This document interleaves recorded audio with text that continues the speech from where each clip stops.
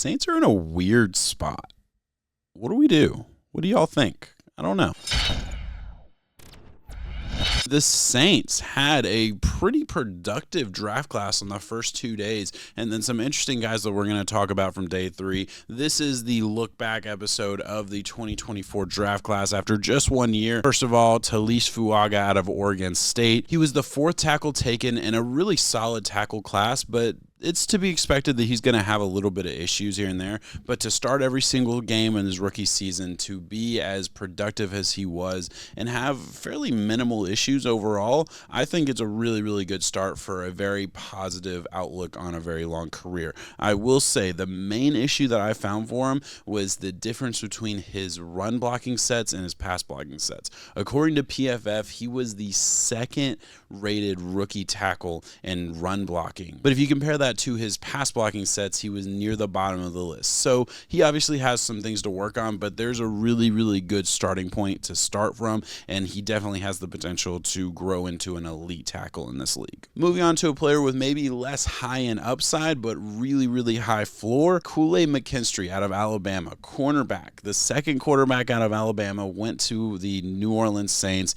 and this is a really, really solid player. He was, like I said, a high floor guy coming out. I think he was definitely in that first round conversation early on in the process, and maybe fans kind of didn't realize the trajectory that he took throughout the draft process. But by draft night, it was kind of understood that he was very unlikely to go in the first round, and he was definitely considered a high floor guy who just didn't have that high end athletic potential to be an elite corner in the NFL. And after 1 season, I would say that's probably close to where he is. Maybe he has a little bit higher of a ceiling than even I expected. McKinstry started the season as the 4th cornerback on the depth chart, but because of injuries, the Marshawn Lattimore trade, and ultimately his play on the field, he ended up securing the starting role in Week 8 and held on to that starting role throughout the rest of his rookie campaign, amassing 63% of the total defensive snaps for the New Orleans Saints and having a really solid rookie season. His numbers won't blow you away by any means, but he allowed 404 yards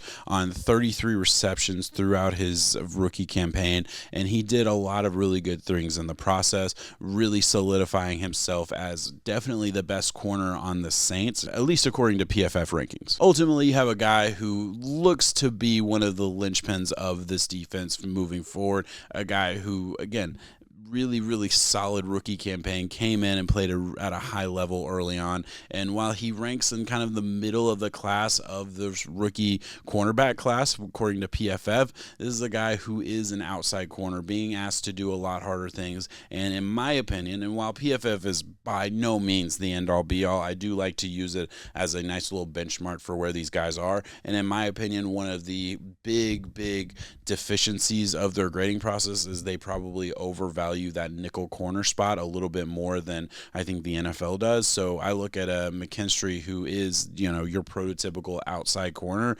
He should get a bump up over some of these nickel guys that are just going to get a little bit better grade because of the way that process works. That's just some super nerdy, over-the-top stuff that I wanted to throw in there for context, but I'm a big fan of his. Moving forward, if we look at the rest of this draft class, not a ton to talk about. Obviously, the 7th quarterback off the board after 6 quarterbacks go in the first round. The Saints take Spencer Rattler, and look, this is a guy who I think got a lot more starts than any Saints fan really wanted or expected, but starts 7 games, isn't in the win column yet in the NFL, but he really, I think, played up and down. Wasn't perfect by any means, but you wouldn't expect it to be. This is not a situation that is conducive for a young player still learning the NFL game. I thought his best game was Week 18, so I think there is a little bit to work on. Look, this dude had real talent in college. He had real potential. There's a reason this guy's name has been in NFL circles for as long as it has been. He's got ability. He's got certain things about him that are just different from most guys that are drafted in the 5th round or later. So it's worth monitoring, see how he performs, see how he evolves and grows in the scheme. fifth round pick I probably spent a little bit too much time talking about already, but I definitely wanted to mention just because he is obviously a quarterback. One more name I want to mention before we finish talking about this class. Bud Memes, the 170th pick in the fifth round, was a guy who really got in the flow of the game, was starting to get a little bit of production for 2 weeks before he unfortunately gets a season-ending injury in week 8 that ended his rookie campaign. Obviously, we'll see what happens with him as well. Another late-round guy that I thought had a little bit of juice, showed a little bit of promise early on in his career.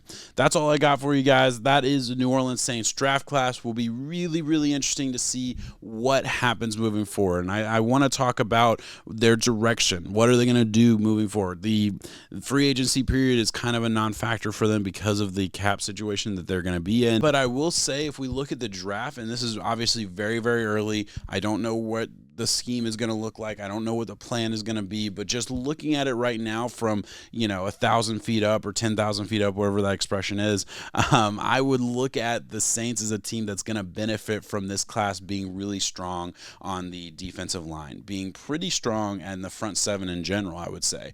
So I look at this class obviously isn't good in quarterback or wide receiver, two positions that the Saints may have looked at, but across the board, this is a pretty strong draft class in general. They could definitely get a tight end. They can grab, like I said, some interesting defensive pieces. It'll be interesting. I am a big fan. If you're in a rebuild, reinforce the trenches, worry about other positions later. The sexier picks are guys that I want to see get put into a good situation, not have to build into a good situation. That's just my take. We'll see if that ends up being true or if that's the direction they go. I don't know what to expect there, but look, with all that said, that's all I got. Thank you so much for watching. Please like, subscribe, all that good stuff. If you're watching this far, it means a whole lot to me to subscribe, like, and honestly comment. Let me know what you want from the Saints, what you thought about the Saints draft class in general, or anything about the Saints. I'm super interested to hear what the comments are. Thank you so much for watching. Peace.